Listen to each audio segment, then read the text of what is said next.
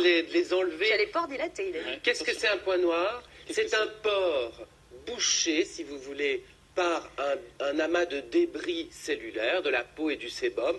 On va voir peut-être une illustration à l'écran de ce que c'est un point noir. Voilà, vous voyez, le pore, là, imaginons que le poil est disparu dans le cas du pore, mais c'est toujours un follicule. Il y a une glande sébacée qui graisse, qui lustre le pore.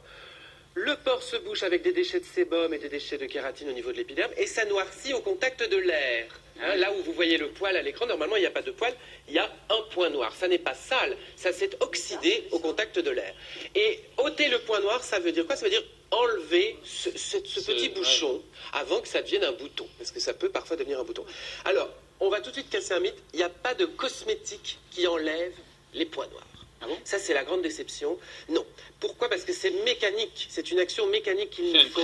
Il y avait des patchs à une époque. Il y a des patchs, bien sûr, qui consistent à coller. Génial, vous vous souvenez des publicités là dans les années 90 où on voyait ces patchs? Ça existe encore? Qu'est-ce que ça dilate? Ça dilate le pore. C'est un petit peu émollient et puis ça colle. Donc on enlève. Mais je n'ai pas pris ça avec moi parce que ça dessèche un peu la peau. La meilleure astuce, c'est ceci. C'est le tir comédon. Et on ne rit pas, pas bien. Enlevez cette photo, c'est très intéressant cette photo. Non, c'est pas possible. Ce téléspectateur, s'il vous plaît. Alors le tir comédon, c'est ça, on l'a vu rapidement. C'est une petite cuillère percée d'un trou, ou alors une boucle percée d'un trou. Et cette cuillère, vous voyez, je l'applique sur le point noir. Je presse, je ne vais pas le faire là, puis j'ai pas de point noir. Je presse légèrement, d'ailleurs je tourne beaucoup trop là. Et évidemment j'ai le contenu du point noir qui va se met dans la cuillère. Je rince la cuillère à l'alcool, je recommence. Oui, par l'effet de la pression. Regardez. C'est pas douloureux. Alors c'est moins douloureux que de le faire avec les doigts. C'est bien moins douloureux que de le faire avec les doigts et le mouchoir, parce que ça c'est classique. Une esthéticienne vous le fera très bien, mais chez vous, Valérie, parce vous que allez Valérie, vous abîmer. J'ai même appuyé très très fort. Mais tu sais quoi, moi aussi, on va faire ça mais sur je un n'ai grain pas de de beauté, point c'est pareil. On va ôter ton grain de beauté. Essayez sur le menton, sur le menton, peut-être. Mais avec le maquillage, là, on voit pas. J'ai des points au menton. Les points noirs se situent toujours sur la... noirs ça les enlève aussi? Non, les points noirs, Fabien. Sur la zone... Sur la zone T, donc la zone la plus riche en glandes sébacées, le menton, le nez et le front.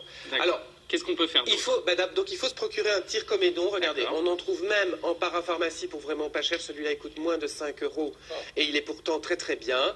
Vous en procurez un et ça va vous servir à retirer les plus gros points noirs. Et puis après, vous adoptez des gestes préventifs. Pour éviter. Le premier geste préventif, c'est d'avoir un lavage, un nettoyage du visage qui soit pas agressif. Moi ici, j'utilise pour les gens qui sont sujets aux points noirs à répétition, un hydrolat, c'est-à-dire une eau florale, de carotte ou de romarin. Vous pouvez choisir, vous l'appliquez sur un coton, c'est légèrement acide et ça vous permet de nettoyer votre visage très correctement. Ça veut dire tous les soirs?